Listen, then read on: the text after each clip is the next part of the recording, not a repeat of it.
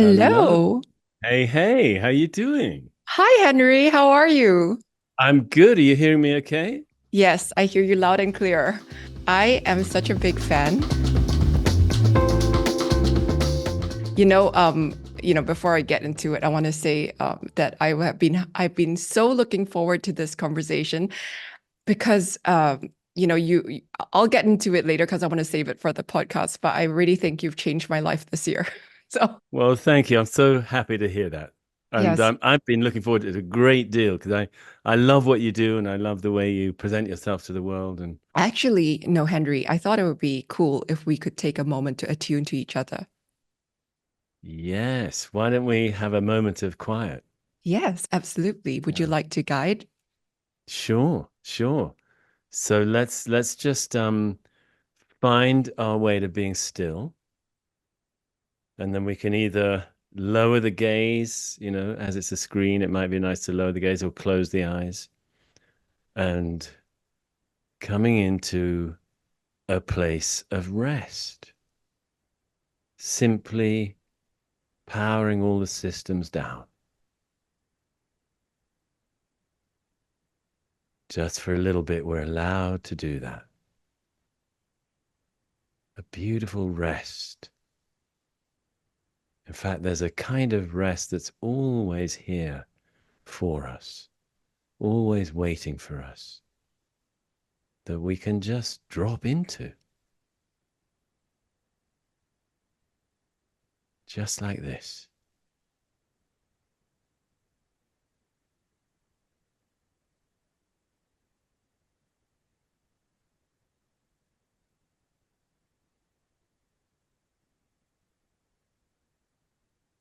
Just like this. Yeah, knowing somehow deep down all is well. Truly, in spite of the all the turbulence in the world, somehow deep down there is a real stratum, a level, a ground where actually all is well. Thank So you. That was beautiful. you're most welcome. Thanks for finding me. I have a spiritual teacher and a dear friend in India. And when we start off our sort of sessions together, he always, does this sort of attunement practice. And he says, after we finish, he says, I found you on the astral plane. Did you find me?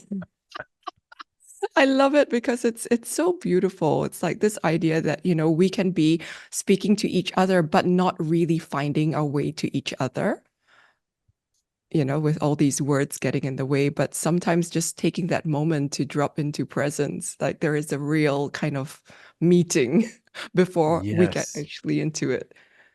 Oh, that's so beautiful. Yeah, and I think somehow that place of, deep sort of a kind of unconditional place, Mhm. there's so some call it the ground of being or presence. Yeah. Yes. That's we all share that, and Yeah, it's a beautiful starting place for everything. absolutely. Yeah. So I'm so excited to have you. Welcome to my podcast, Comfort and Growth. So today we are really lucky to have with us Henry Shukman. He's an author, a poet, a Zen master in the Sanbo Zen lineage. He is the co-founder of the meditation app The Way, the founder of the original Love Meditation program, and spiritual director emeritus at Mountain Cloud Zen Center. Henry's most recent books are Original Love, which has just come out, and the Zen memoir One Blade of Grass, which I have recommended so many times, and I myself have read repeatedly. And so, welcome, Henry. Oh, Crystal, thank you so much for having me on the show. It's really an honor and a delight, and I'm just really happy to get this time with you. Actually, Thank you. right now it's a beautiful evening in New Mexico, where I live in Santa Fe, Yes. and I guess it's morning with you. I'm It's guessing, right? yes, it's 9:07 in the morning. I can just imagine the hills outside. You wrote about the beautiful landscape in your memoir. At the start of this year, in 2024, I decided that I wanted to reach out to the wisest people I knew and ask them, like, who did they regard as the best teachers on earth? Yeah. Because in my field, I'm a veteran facilitator, teacher myself, and I'm constantly curious about learning from people, the best people, facilitators, in the field. So I reached out to my dear friend, Rick Hansen.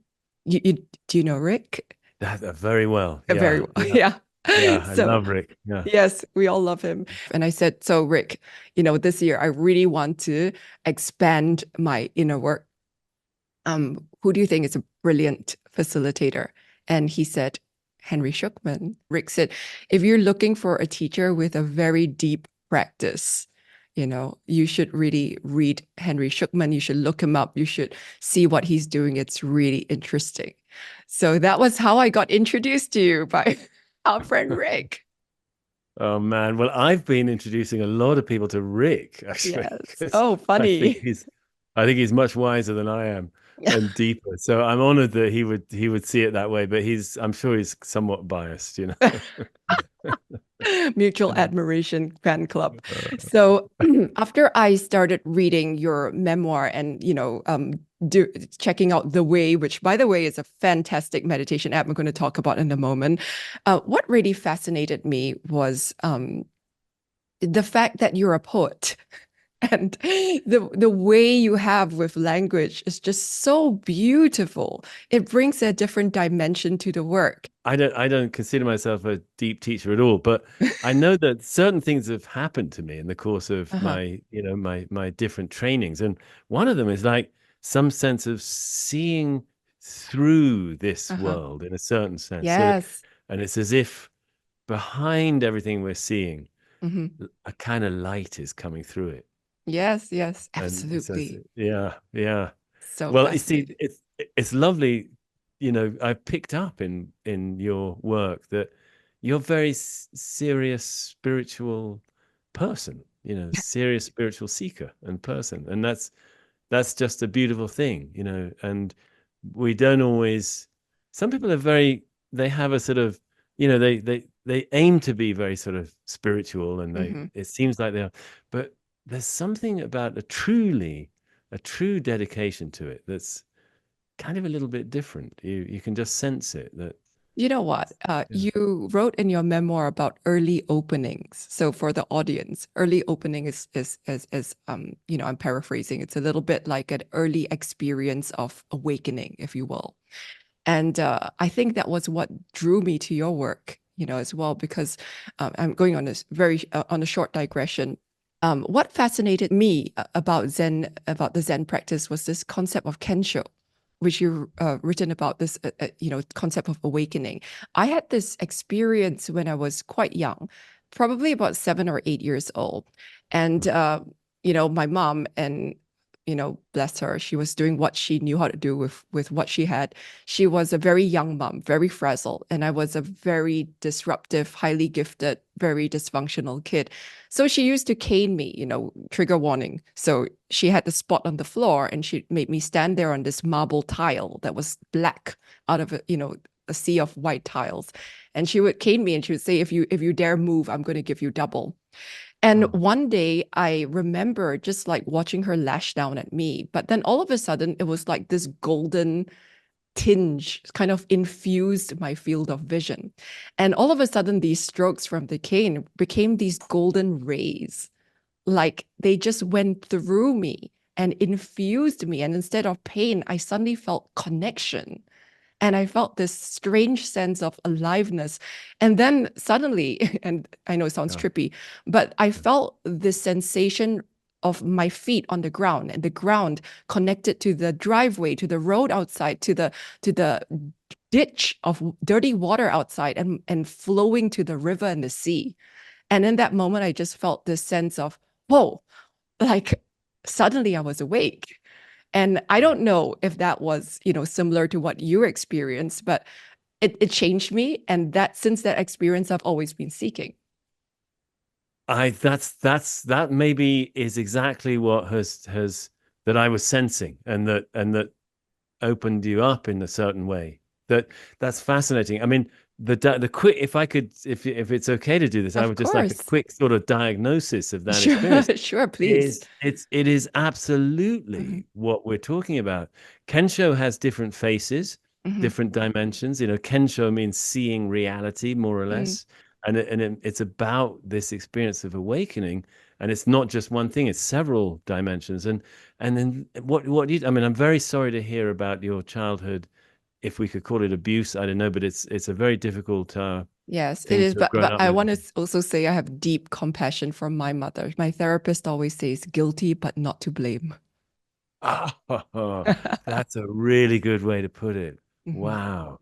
It's so easy to get caught in blaming, isn't it? Hmm. Yes. You know, but the okay, so the way that the pain converted to something radiantly beautiful, that is a hallmark of awakening, because Mm. in awakening we discover that we're not separate. So when you felt that thing of the marble floor, Hmm. the driveway outside, the ditch outside, the Hmm. water in the ditch, the river, the ocean, that Mm. it's all connected, and you're connected to all of it. Hmm. That we're not just connected, we're actually part of one great whole. Yes. So it sounds like you got that. And that's one of the key dimensions of Kensho, is the sense of oneness, that yeah, there's everything. There's all the different things. I could glance around my room and name 1,000 different things. But and there's also, Henry with his different parts of his body, and Crystal on the computer screen.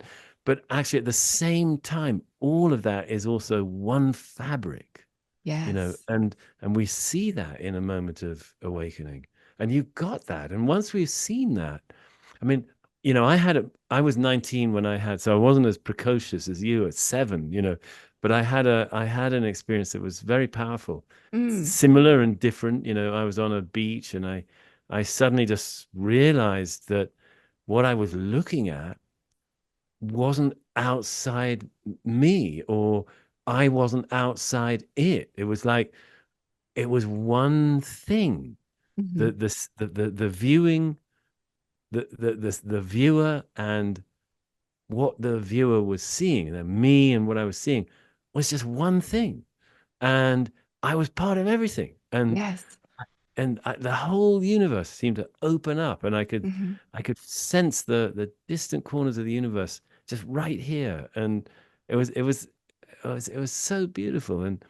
And actually, when I kind of came back, to sort of being normal, so to speak, seeing things the normal way, it was different, because I just felt this amazing sense of love and Yes. belonging. Hmm. Um, but I don't know how about for you, but in my case, it Hmm. didn't.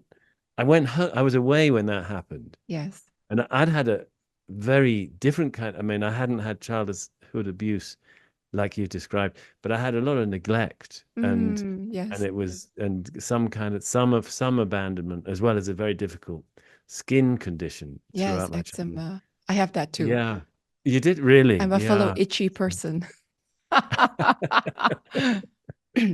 Yeah, well, when I got home after that a few weeks later, it was so hard to Yes. actually re-engage with my childhood in a Hmm. new way, because I was so open, and I couldn't really handle it, and so Hmm.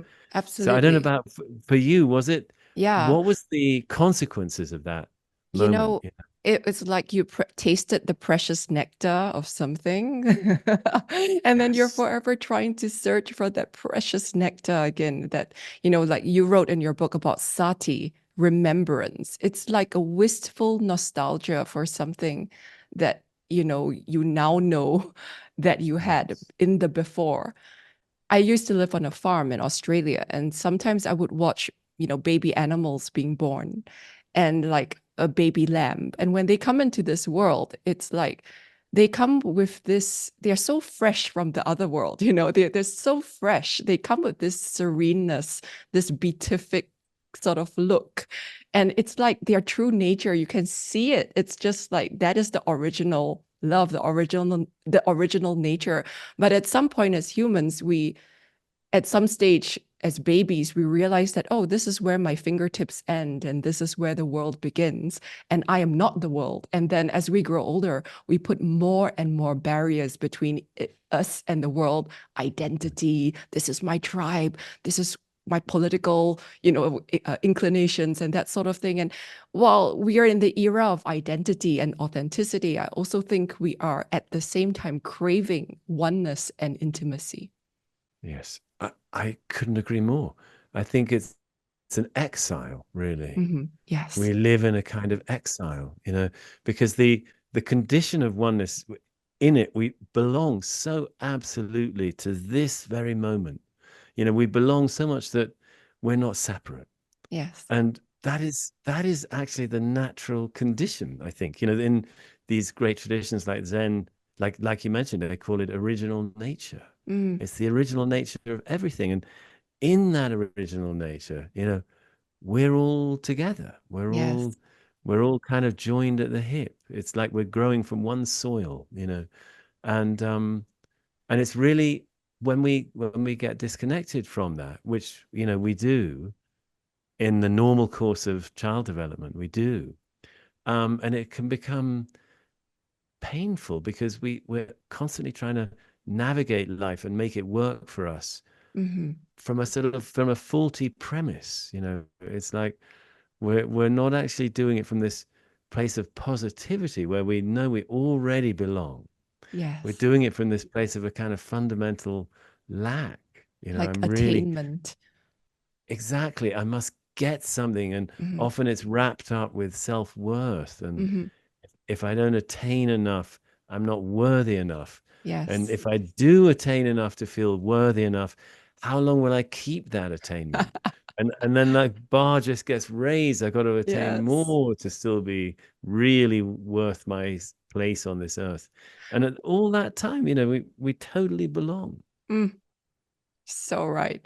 I have so many things I want to talk to you about. I realized that I have done a very poor job of kind of navigating, structuring this conversation from soup to nuts. So I want to actually go a little bit back to the beginning because we've gone on a deep dive suddenly into awakening. But let's do a little context setting.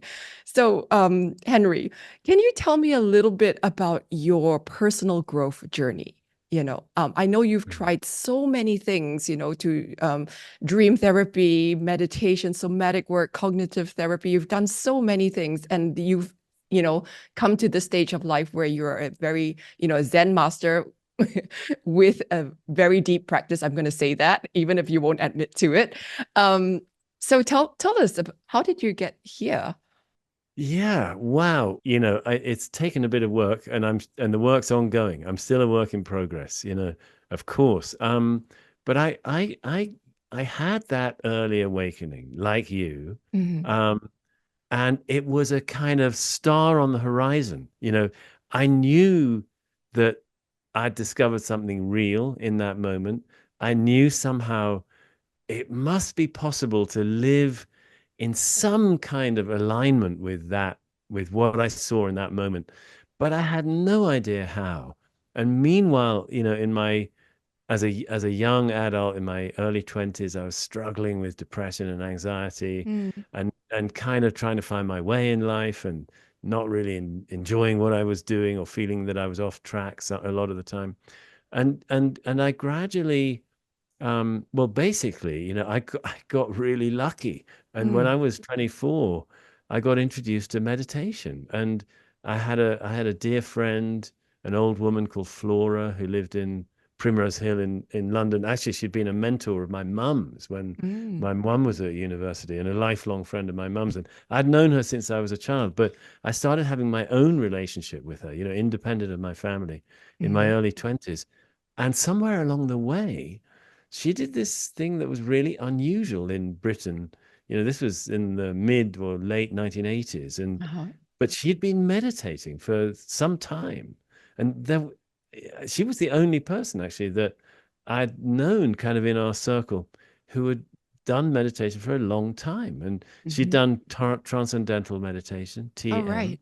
It just gave my nervous system a chance Yes. to recover. It had been so stressed out for Mm, several years, and it started to relax. And I started to just, when the nervous system adjusts and becomes better adapted and better regulated, life looks different. One of the big things was I realized I needed some therapy, Right. and that was What also, what made you realize that, if you don't mind me well, asking? yeah, I'll tell you, is that actually this thing started happening when I sat down to meditate. Hmm. Pretty soon I'd start feeling a real discomfort in my chest, Mm. a sort of a tightness. I, I said it in my book, actually, I felt it was like an iron bar in my chest. And I thought, what is this? And I described it to Flora, actually, this old woman, and she said, I wonder if you might consider some psychotherapy. And I was horrified, like, no, no, no way, I don't need therapy. There's a lot of stigma I felt around it. Yes, still is in Asia.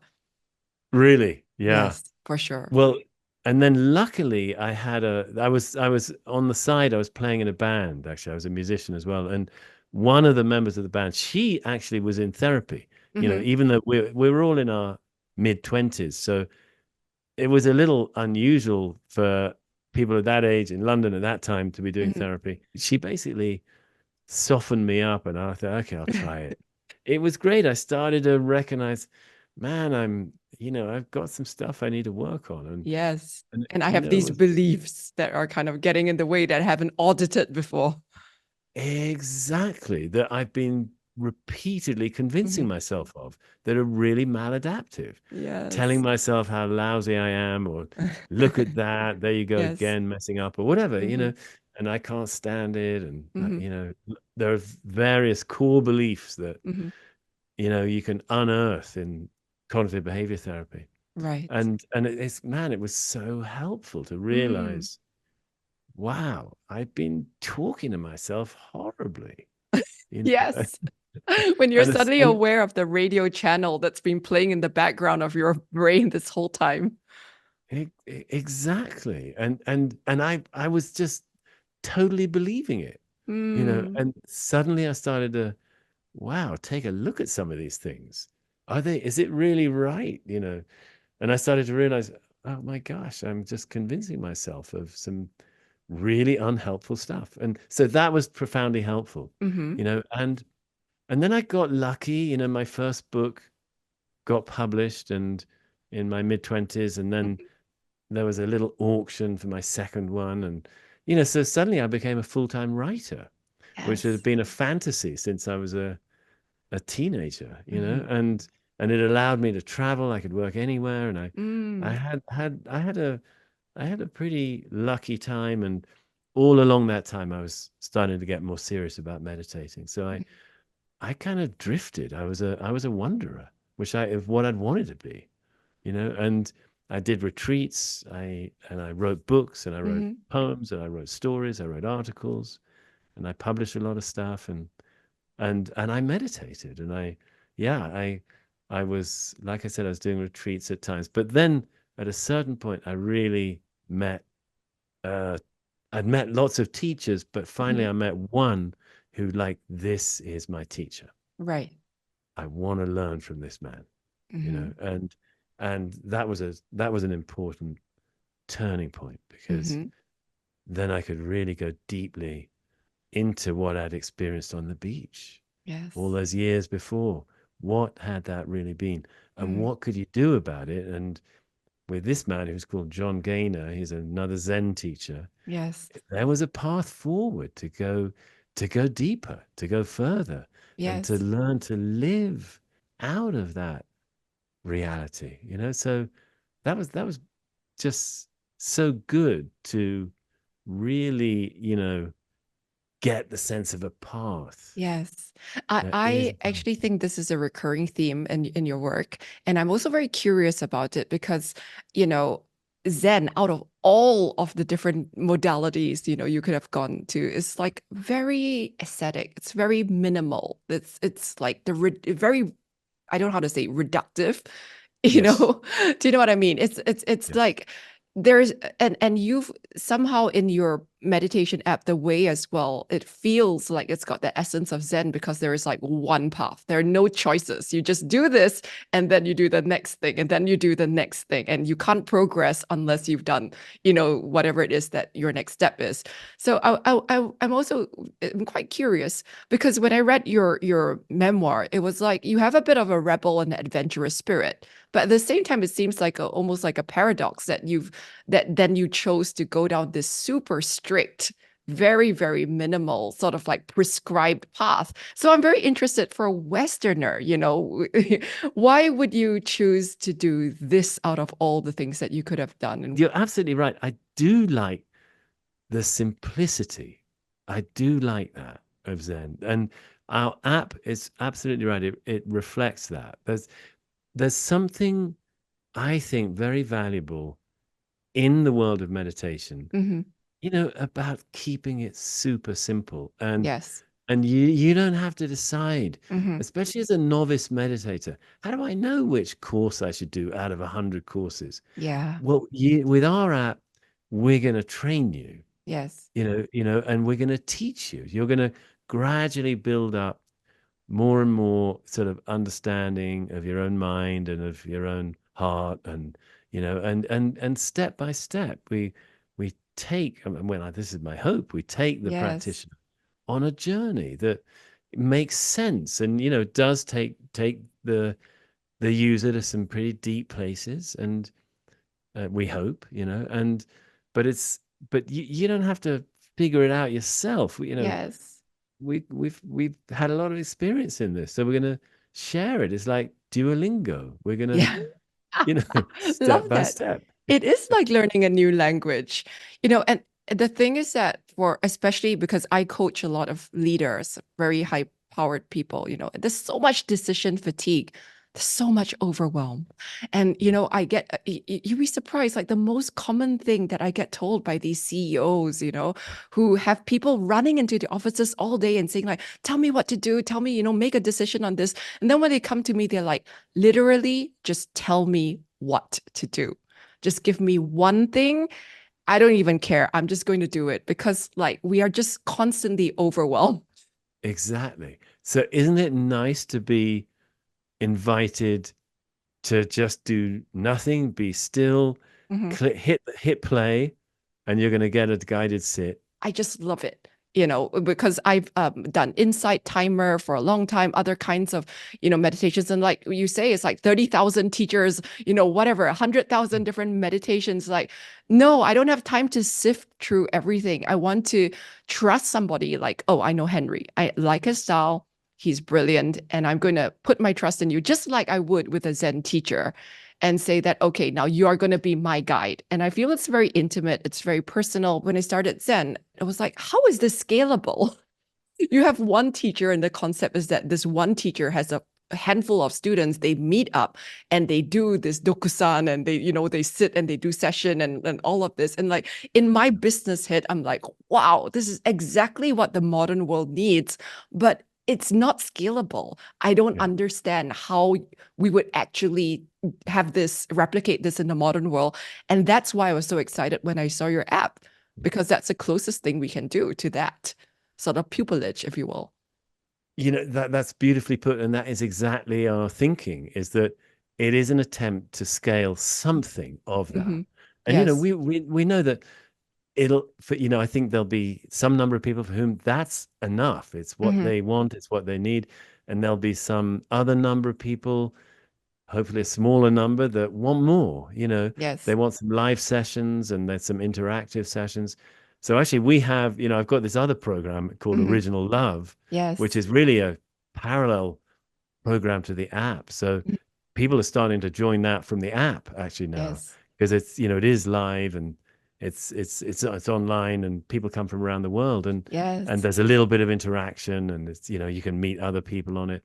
I And love then that. some people are going to they're going to want to go to a center, and that's Mm. great. They want to do that too. That's so all I think it's just great that there's more options, more Yes. levels of And accessibility. different entry points, I did one of your retreats online recently, and I was in Switzerland. This is in, I think it was February this year. And I shared my experience with my Instagram followers. That particular day, you were giving a talk, and you said this sentence like, what if nothing needs to change? Mm. What if Yeah. everything were already perfect? What if nothing needs to change? And for the one of the it was one of the very rare times that during a meditation I actually felt myself start to cry because, my whole life, as you pointed out, had been this pursuit of enough. you know when am I going to feel enough? Am I buying more things to fill this big hole in my chest called enough? So but when you said what if nothing needs to change, at that point of time I had sick family members, I had business struggles, I had stuff going on with my kids, and I was in that compulsive problem solving mode and like magical thinking, if only I fix this, then dot dot dot.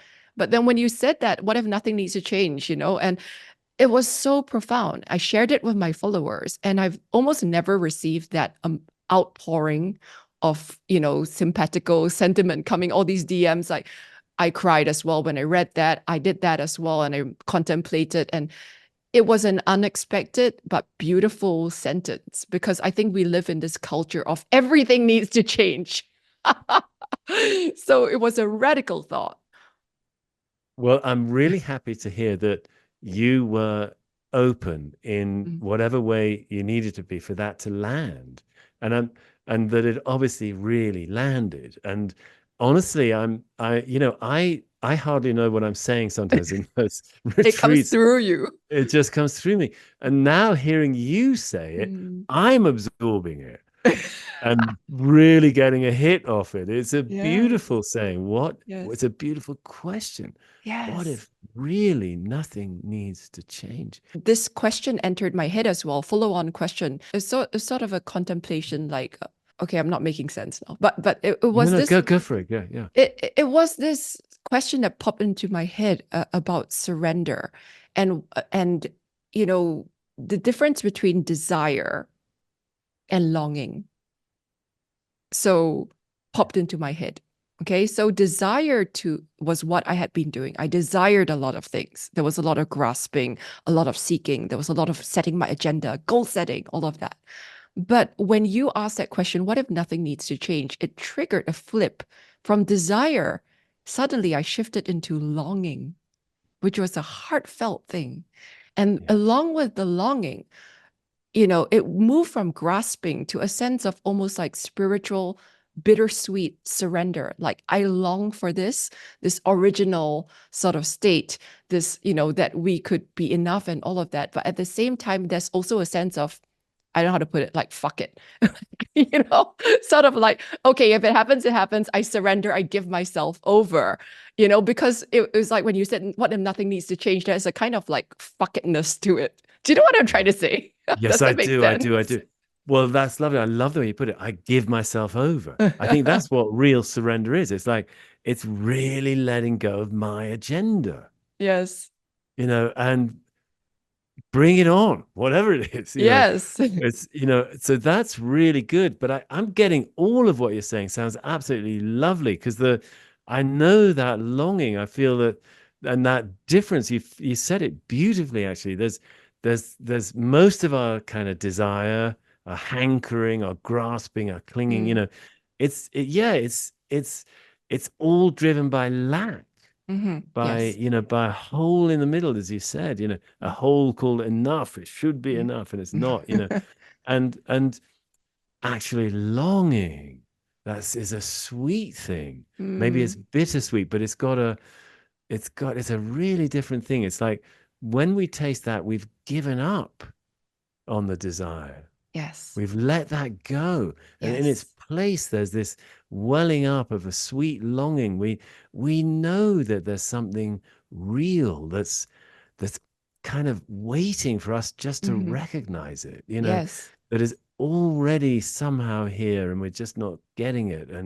But we can, and to long for it is already coming home. Mm. It's already recovering something more true about about, yeah, I think you said your heart was more open, Mm, and I agree. It's like it's that's the kind of shift that I really think I'm always trying to facilitate and and get myself when I need it.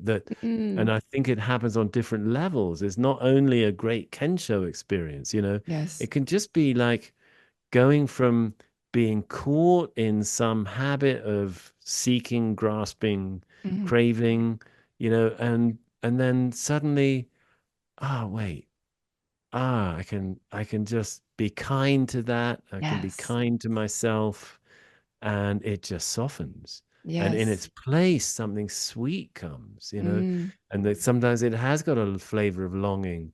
Sometimes it's got a flavor of I don't know, a deep, compassionate something. yes. And it's so nice to make that shift. And then we're not coming from a place of lack. Yes.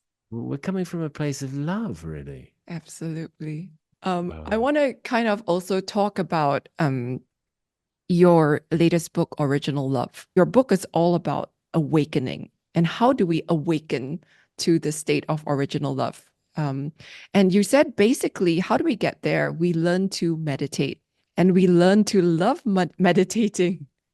That's the hard part.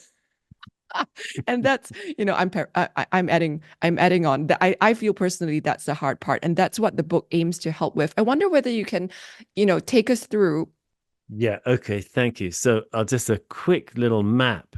If there's Yes. been confusion around meditation and its possibilities, what's mindfulness? What's awakening? Yes. What is this thing I hear about sometimes? Non-duality. Sometimes hear Yes. about that. There's flow states. There's connectedness, and there's different terms are thrown around a lot.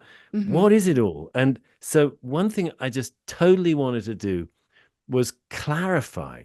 Mm-hmm. There are different reasons to meditate.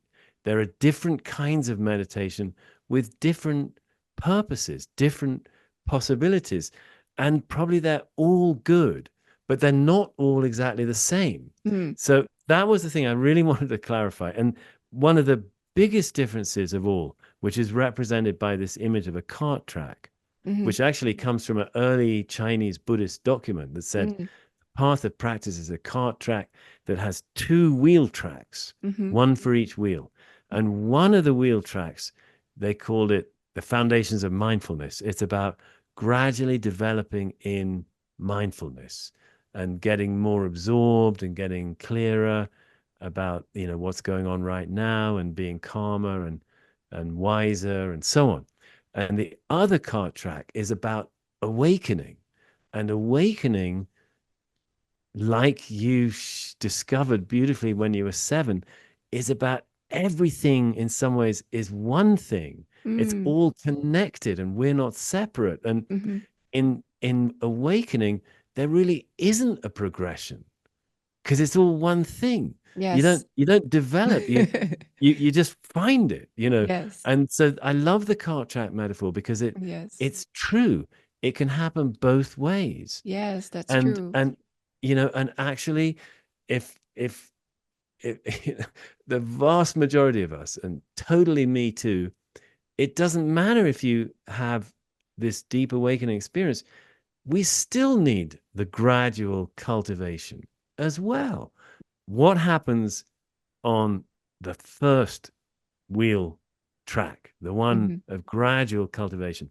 And I divide that into three parts. Mm-hmm. It's about developing mindfulness, Mm-hmm. obviously de-stressing, becoming more responsive rather than reactive, Mm-hmm. and Yes. developing this kind of kind, peaceful awareness, which I think often has some love in it, a kind of loving awareness. Mm-hmm. And it includes self-love. And that leads to more love towards others and more love towards an appreciation for our life. And there we can start finding love for meditation because Mm-hmm. we're actually finding a sense of love in our meditation. Mm-hmm. And then, so that's the first in, as I call it, of Mm-hmm. practice, a place we can, grow and develop. And then the second one is all about, well, a lot of people think of mindfulness as a practice we do alone. I just put on my app. I got to practice following my breath or whatever my practice is, and I do Mm. it on my own, and it's down to me.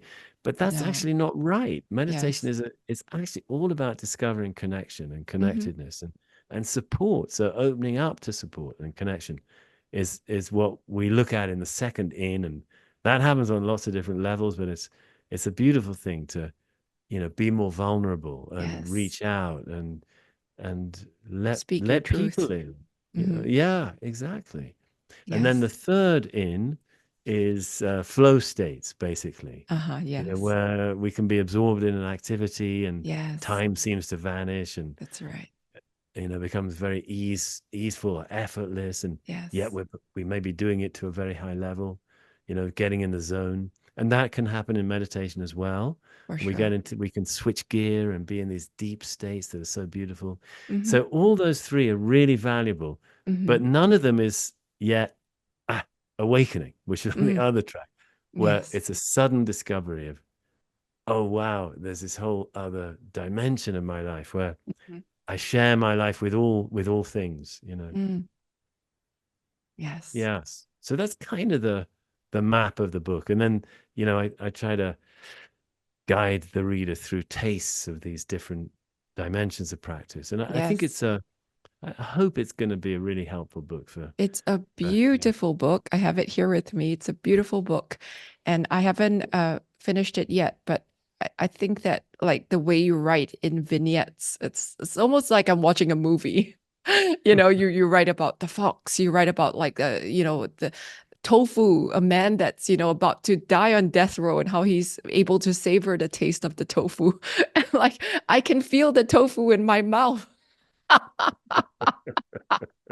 Yes, you have a beautiful gift. And that's why I think I really enjoy reading your books. It's the beauty of how you write, kind of like, mm, kind of you pull all these very abstract, sometimes concepts, very deep existential and abstract concepts, and you pull them and you birth them like a midwife and, kind of bring them into this concrete world that we live in, where we need metaphors and images to kind of like plant them deep in our brain.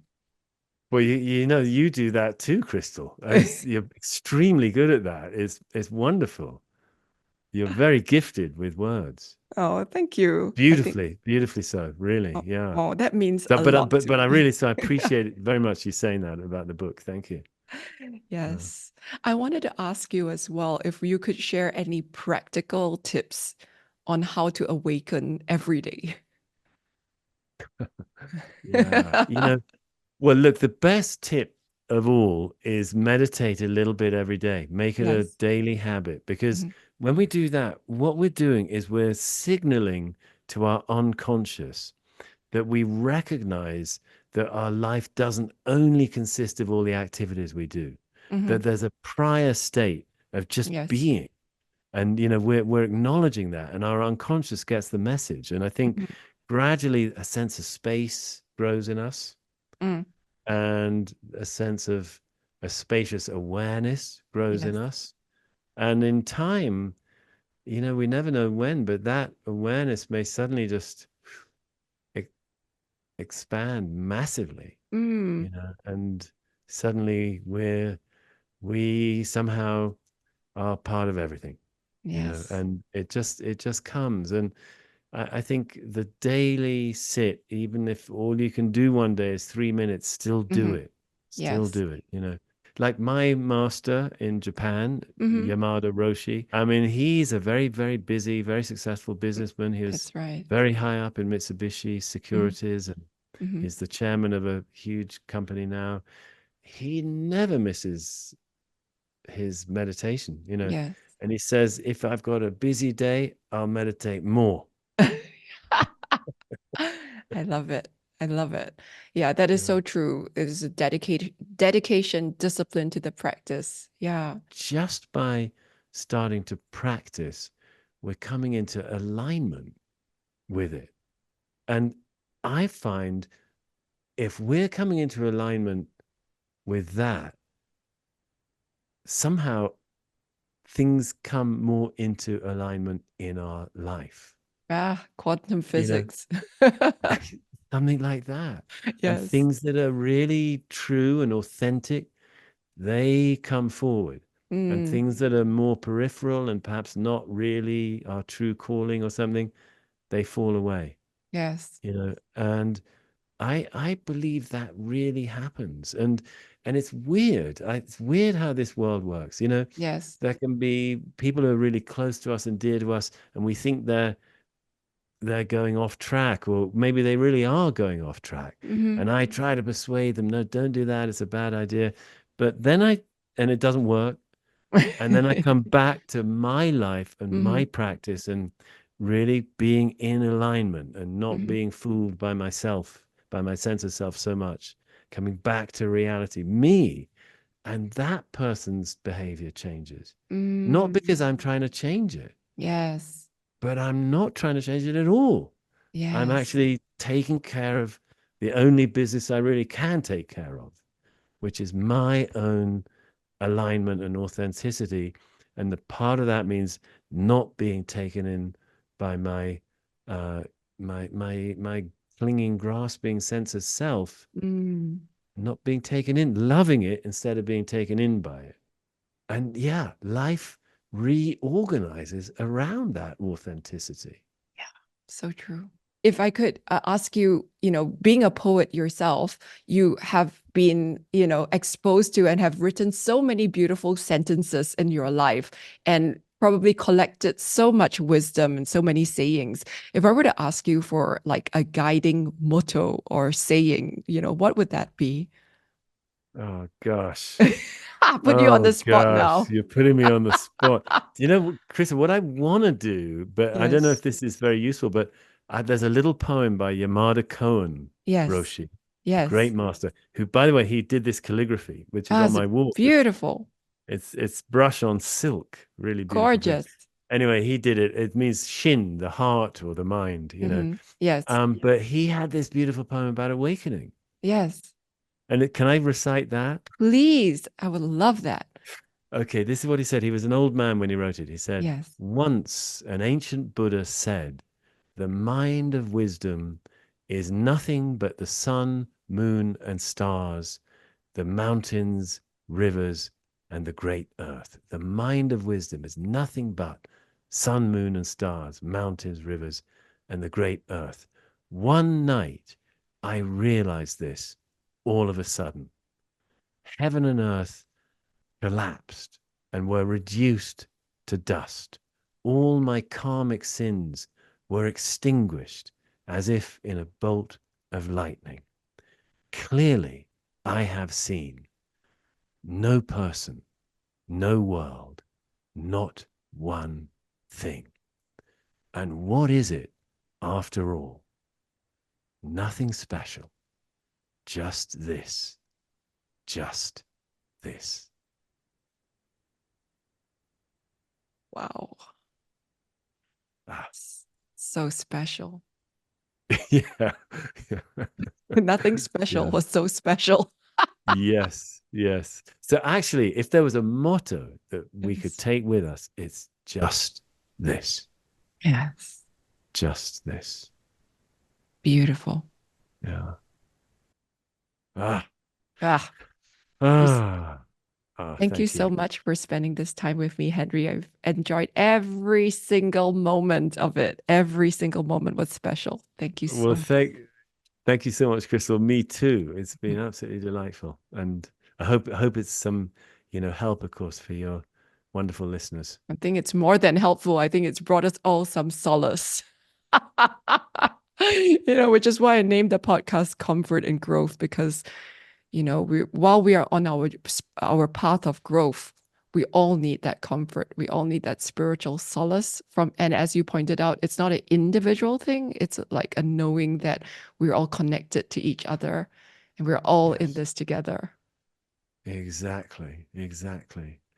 Oh man, thank you so much. Thank you, Henry. So, thanks so much for joining us today on Comfort and Growth, the podcast for people who are passionate about productivity and personal growth. We're so lucky to have had Henry Shukman with us. I've really enjoyed this conversation, and I'll put all his resources, the links to the Way app, his meditation program, Original Love, and of course his books in the show notes. Please check them out. And of course, like, follow, and subscribe. See you all next week for Confident Growth.